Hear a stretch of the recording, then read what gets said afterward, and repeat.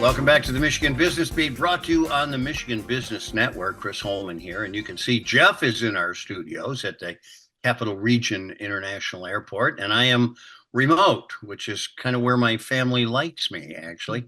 But we're going to run down to Detroit right now and spend time with one of our favorite guests, Brad Williams. He's Vice President of Political Affairs at the Detroit Regional Chamber of Commerce. And Brad, welcome again. It's always good to see you, bud. Chris, this is always one of my favorite ways to spend some time too. So thanks for having me.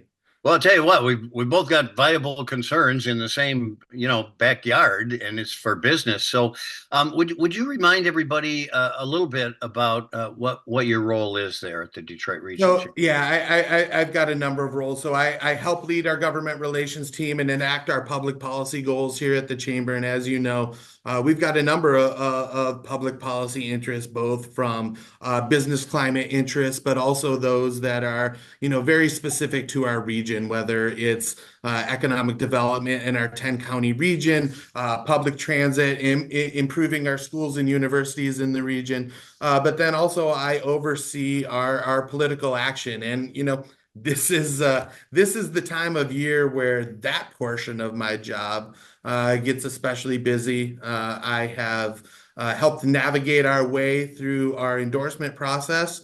But of course, calls from nervous and anxious candidates these last couple of weeks, trying to figure out how they're going to get themselves across the line. It's just like everyone else. I've got very, very short fingernails because I'm biting them down to the nubs too. Yeah. Well, at least you're not running them across the chalkboard.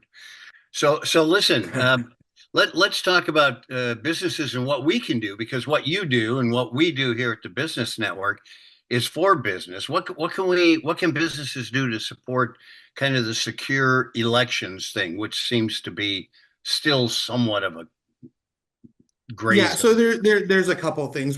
Chris, we've been partnering with the Michigan Secretary of State, Jocelyn Benson, in a coalition called Michigan Businesses United for Election. And I think, one of the things that we have learned over the course of these last couple election cycles, particularly with the amount of distrust that voters have on the Democrat and the Republican side about the voting system, is that they trust what they hear from their employers, and they may or may not trust their news sources.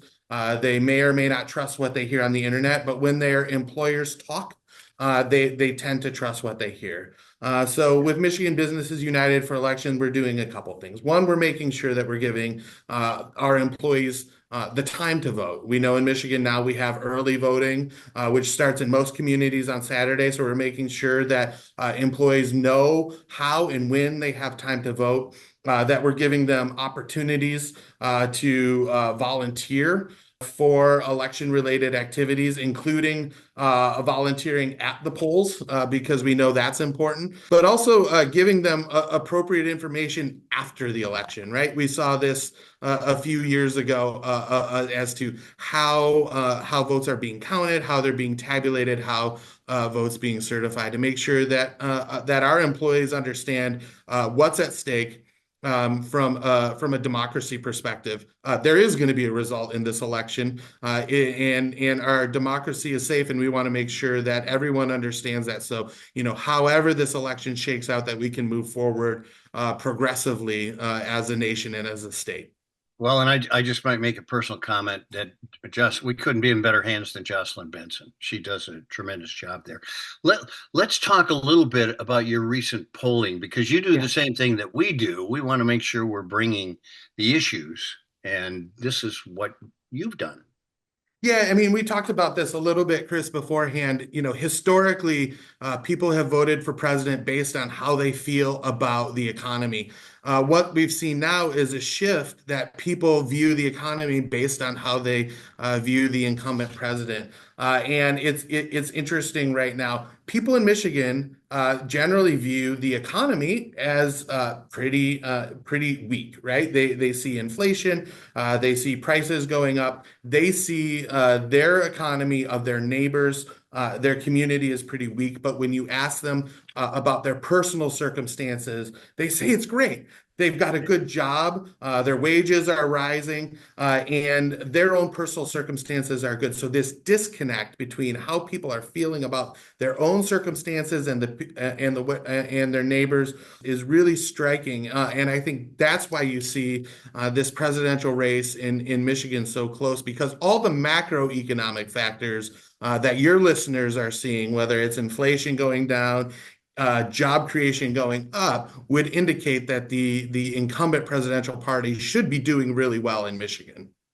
Yeah, it's kind of interesting. We found the same thing with our MFBI, our Future Business Index. They were very upset with the economy. It moved up, but they were doing pretty well. Their projections on sales were okay. Projections on profits, they were a little less, Long term, the stability. We always have questions about stability, but Michiganders feel really good about where they're feeling right now, and they feel like they have job security. When's the last time you felt like Michiganders felt like they had job security? No, that's the truth.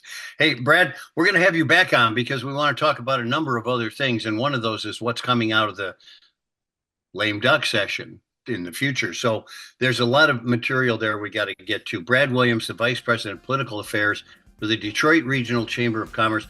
Always good to spend time with you, bud. Thanks for being with us. I can't wait. Look forward to it, Chris. All right.